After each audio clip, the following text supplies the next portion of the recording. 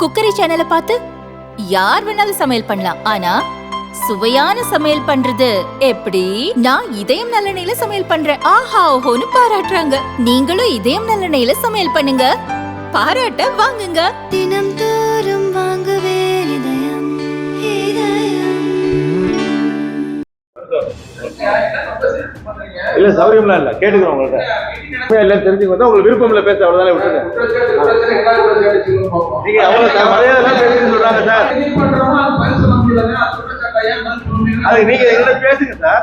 அவங்க உங்க மேல குற்றச்சாட்டு வைக்கிறாங்க, நீங்க என்ன விளக்கம் இல்ல போடணும் சார். அரசு திட்டங்கள் அவதூறா பேசுறாங்க, இல்ல மரியாதை குறைவா அவங்க பேசுறதுனாலதான் வெளியில நிக்கிறா சொல்றாங்க. ரைட் விட்டுருங்க.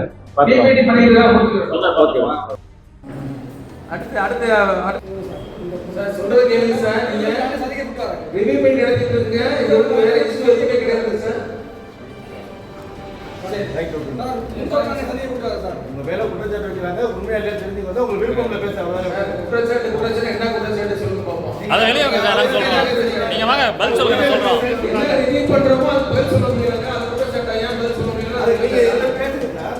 அவங்க உங்க மேல குற்றச்சாட்டு வைக்கிறாங்க, நீங்க என்ன விளக்கம் இல்ல நீங்க இல்ல போடணும் சார். இல்ல இல்ல சைடா போடணும். இல்ல நான் சொல்றது நல்லா உள்வாங்கிங்க. இல்ல உங்களை கண்டிச்சு நீங்க வந்து கவர்மெண்ட் வந்து ரிசர்வ் ஆஃபீஸர், நீங்க வந்து லேடி லெவலில் இருக்கீங்க, உங்களுக்கே ஒரு தெரிஞ்சிருக்கணும். உங்களை கண்டிச்சு வெளியில எங்கேயும் வேற எங்கேயும் போடுறாங்க, வெளியிலாம் போடுறாங்க. அவங்களை கூப்பிட்டு வச்சு பேசுறது உங்களுக்கு பண்றதே கண்டிக்கிறாங்க. அது குற்றச்சாட்டு அது இருக்கட்டும் சார். அது அவங்க வந்து பொய்யான குற்றச்சாட்டு அவங்க மேல வைக்கணும். நான் வந்து இந்த முடிச்சுக்கிறேன் சார். இல்ல அவங்களே சேர்த்து வச்சு பண்ணா என்னதான் கேட்கறது. நாங்க அவங்க நீ காம்ப்ரமைஸ் பேசியோ இல்லை ஏதாவது CO காம்ப்ரமைஸ் பேசியோ மீட்டிங் அவங்க கூப்பிட்டுருந்தேன். அவங்க வந்தாங்க, உட்கார்ந்தாங்க, சில கேள்வி கேட்டேன், ரிவ்யூ பண்ணும்போது பதில் சொல்ல முடியல, அதனால எதிர்த்து போறாங்க. சார் நீங்க ஒரு மேல திட்டீங்களா சார்? நீங்க ஒரு மேல திட்டதா குற்றச்சாட்டு விடுறாங்க, ஒரு மேல திட்டதா சொல்றாங்க. முன்னாடி நான் என்ன செய்ய முடியும்? ஒரு மேல திட்டீங்களா? பேசினதா குற்றச்சாட்டு வச்சிருக்காங்க சார். உரிமையை எங்க யாரு பேசுறது? அததான் சார் சொல்றாங்க. அரசு திட்டங்கள் அவதூறா பேசுறாங்க.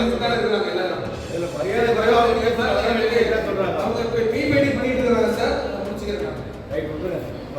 அரசு திட்டங்களையோ எதிர்க்கின்ற திரு பொன்னையா அவர்கள் கடந்த முறை காணொலி காட்சி வாயிலாக கூட்டம் நடத்தினார். அதில் வந்து தரக்குறைவாக பேசியது, மாவட்டமே ஃப்ராடு மாவட்டம் அப்படின்னு சொன்னது, அரசினுடைய நலத்திட்டங்களை கிண்டல் கேலி பேசுறது, இந்த மாதிரி போக்குகளை தவிர்க்க பேசினார். அதை தவிர்க்க வேண்டும், இந்த நடைமுறை விட்டுவிட வேண்டும், இவரை உடனடியாக மாற்றம் செய்யணும்னு மதிப்புமிகு அமைச்சர் ரகுபதி, மதிப்புமிகு அமைச்சர் மெய்யநாதன் அவர்கள்ட்ட மனு கொடுத்துருக்கோம்.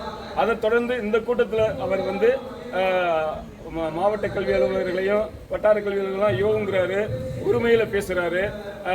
அரசோட திட்டங்களான சிறப்பு திட்டங்களான எண்ணும் எழுத்தும் திட்டத்தை பார்வையிடுவதற்காக பள்ளி பார்வை செயலி இருக்கு.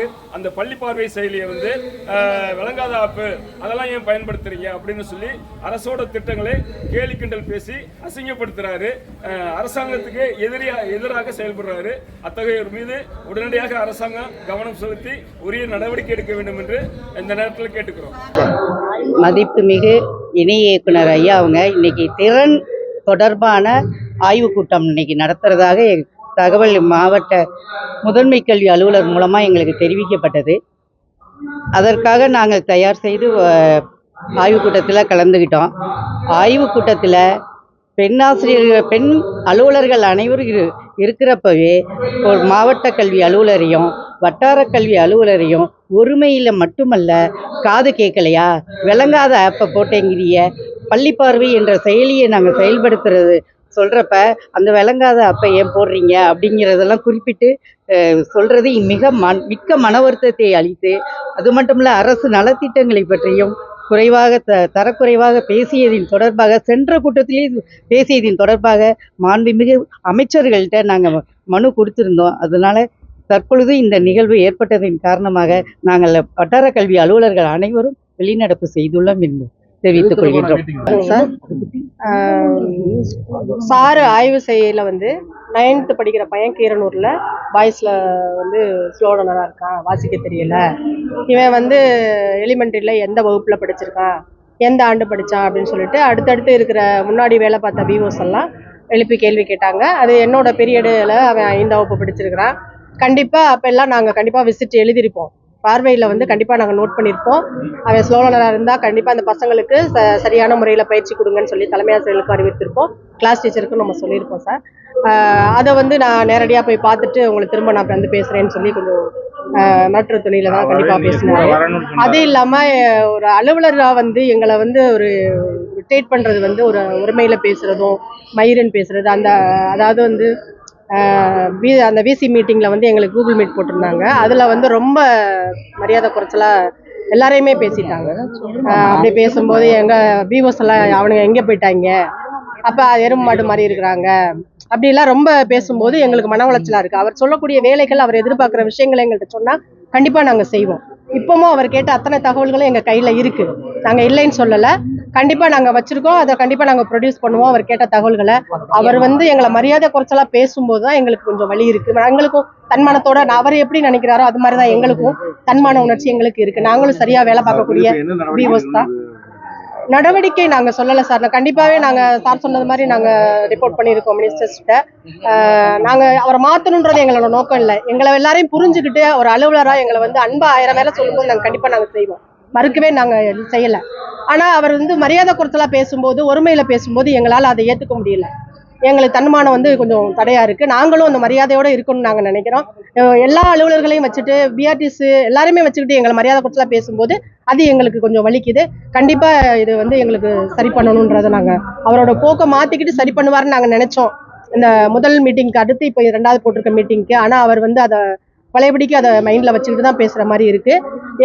எங்களை வந்து வேலை வாங்குறதுக்கு அவருக்கு ரைட்ஸ் இருக்குது.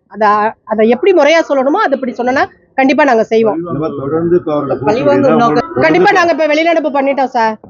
எங்களை வந்து கூப்பிட்டு பேசி இதை அவர் மாற்றிக்கிறல அப்படின்னா நாங்கள் மேலதிகாரிகளை கண்டிப்பாக நாங்கள் போய் எங்களுக்கு மேலதிகாரிகளை பார்க்க வேண்டியதாக இருக்கும் சார்.